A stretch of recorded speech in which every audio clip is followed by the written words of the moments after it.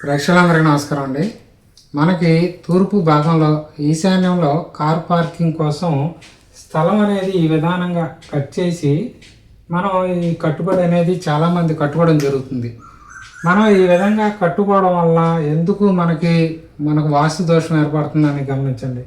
ఇప్పుడు మనకి ఇక్కడి నుంచి మనం లెక్కేసుకునేటప్పుడు వాయు, నాగ, ముఖ్య, బల్లట, సోమ, భుజగ, అతిథి, దితి, మనం ఏసా అని ఏదైతే స్థానాలు లెక్కేసుకున్నామో వారి యొక్క భాగాలన్నీ పాజిటివ్ అంటే ఉచ్చ స్థానంలో వచ్చేవన్నీ కూడా మనం తీసుకోలేకపోతాం.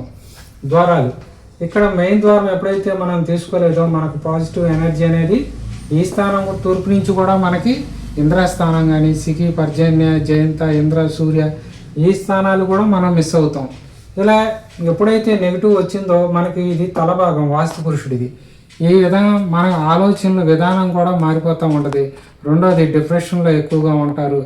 ఇటువంటి నష్టాలు అనేది కూడా ఎక్కువ జరుగుతుంది. ఈ భాగంలో బరువు అనేది రావడం వలన, కార్ పార్కింగ్ వలన ఈ విధానం మీరు మొత్తం కూడా ఇదంతా కట్టుబడి లేకుండా కట్టుకోవచ్చు. నెక్స్ట్ వీడియోలో మనం ఎలా కట్టుకుంటే బాగుంటుందని చెప్పడం జరుగుద్ది.